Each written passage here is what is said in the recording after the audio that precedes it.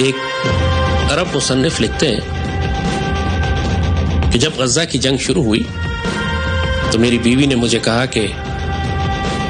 جب غزہ کی جنگ ختم ہوگی تو ہم غزہ سے بہت سارے فلسطینی بچے لے آئیں گے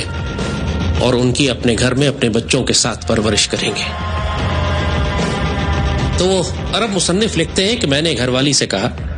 کہ جب غزہ کی جنگ ختم ہو جائے گی تو ہم اپنے بچے غزہ بھجوا دیں گے اور اہل غزہ سے کہیں گے کہ ہمارے بچوں کی تربیت کریں. جو صاحب نظر ہیں،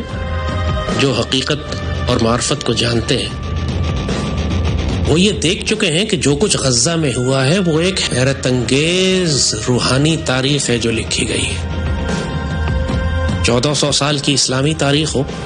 یا کئی ہزار سال کی انسانی تاریخ، آج تک انسان کی جنگی تاریخ میں کبھی ایسا نہیں ہوا کہ ایک اتنی چھوٹی سی قوم اتنے چھوٹے سے محدود علاقے میں قید ہو کر اس سرفروشی اور جانثاری اور جانبازی کے ساتھ عالمی طاقتوں کا مقابلہ کرے، اپنے آپ کو تباہ کروا لے، پوری قوم ہجرت پہ مجبور ہو جائے اور ہتھیاروں کا کوئی تقابل نہ ہو، ایک طرف لٹرلی تیر کمان ہو اور دوسری جانب ایٹمی ہتھیار. اس کے باوجود وہ چھوٹی سی سرفروش جماعت ہتھیار ڈالنے سے انکار کر دے اور دشمن کو اپنی شرائط پر گھٹنوں پر لے کر آئے اور اپنے علاقے کو آزاد رکھے. انسانی تاریخ میں آج تک ایسا نہیں. اور جن لوگوں نے یہ کمال کیا ہے، جن لوگوں کے ذریعے اللہ نے یہ معجزہ کر کے دکھایا، یہ جغرافیائی سیاست کا معجزہ ہے. دنیا ششدر ہے، حیران ہے، چاہے مفکر ہوں، سوشیولوجسٹ ہوں، دانشور ہوں، یا جنرلز ہوں یا حکمران اور سیاستدان.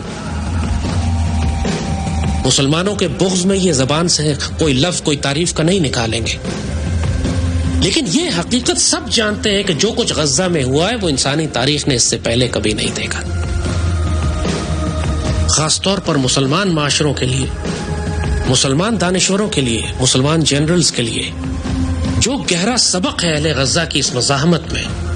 اس پوری قوم کی اس جرأت، شجاعت اور دلیری میں اور اس کے ایمان میں، وہ ایک اتنا حیرت انگیز فینومینا ہے کہ جو قوموں کے عروج و زوال کے اسباب طے کرتا ہے. غزہ میں جو کچھ ہوا وہ غزہ میں محدود نہیں رہے گا. غزہ میں جو کچھ ہوا ہے اس کے اثرات صدیوں تک اگر دنیا قائم رہتی ہے تو انسان محسوس کرے گا. جیسے کہا کہ تاریخ اسلام میں یہ سرفروشی، یہ جانبازی، یہ اپنے آپ کو فدا کرنے کی خواہش، یہ غیرت، یہ دلیری، یہ شجاعت،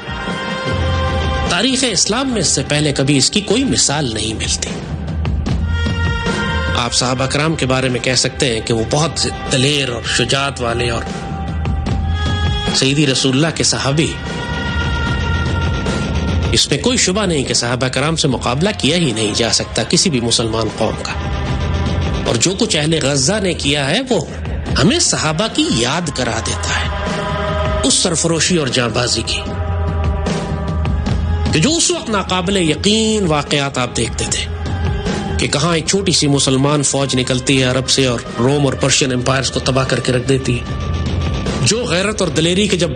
ایران کا بادشاہ بلاتا ہے مسلمان قاصد کو تو مسلمان قاصد اکڑ کر اپنے نیزے سے اس کا قالین کاٹتا ہوا اس کے سامنے جا کر کھڑا ہو جاتا ہے. نہ اس کے رعب میں آتا ہے، نہ اس کے خوف میں آتا ہے، نہ دبدبے میں آتا ہے، اور اس کو کھل کے دعوت دیتا ہے کہ اسلام قبول کرو ورنہ ہم تم سے تلوار سے فیصلہ کریں گے. اب سوچیں کہ ایک گڈریا، ایک چرواہا ریگستان سے نکل کر آتا ہے اور ایران کے بادشاہ کے سامنے کھڑا ہو کر کہتا ہے، ناقابل یقین باتیں لگتی ہیں، ناقابل یقین باتیں لگتی ہیں. وہ لوگ نعوذ باللہ دیوانے نہیں تھے، انہیں کسی بات کا یقین تھا، حق الیقین تھا، ان کو مشاہدات کروا دیے گئے تھے، ان کو تاریخ اور تقدیر بتا دی گئی تھی. اسی لیے وہ اتنے کانفیڈنٹ تھے کہ ان کو معلوم تھا کہ ہم نے رومن اور پرشین امپائرز کو تباہ کر دینا. پورے تمام صحابہ یہ بات جانتے تھے کہ سیدی رسول اللہ نے حضرت سراقہ کو فرمایا ہوا ہے کہ کسرا کے کنگن تمہارے ہاتھوں میں آئیں گے. غزوہ خندق کے موقع پہ جب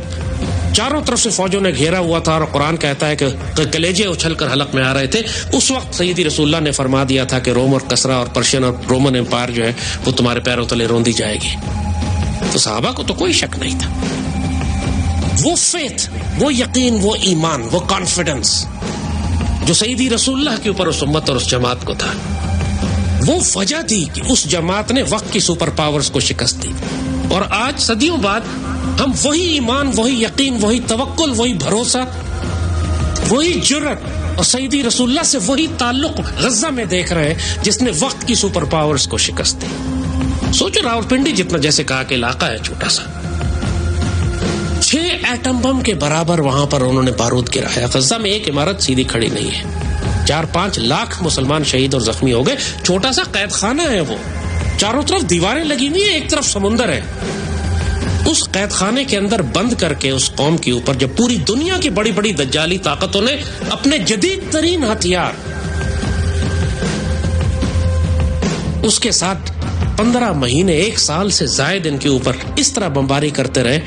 کہ یقین نہیں تھا کہ نیچے کوئی انسان، کوئی چڑیا، کوئی چرند، کوئی پرند، کوئی زندہ بھی بچے گا کہ نہیں. اس کے باوجود اہل غزہ میں سے کوئی ایک نہیں اٹھا جو یہ کہتا ہو کہ یہودیوں کے آگے ہتھیار ڈال دو، صلح کر لو، غزہ خالی کر دو، اپنے مقصد حیات سے ہٹ جاؤ.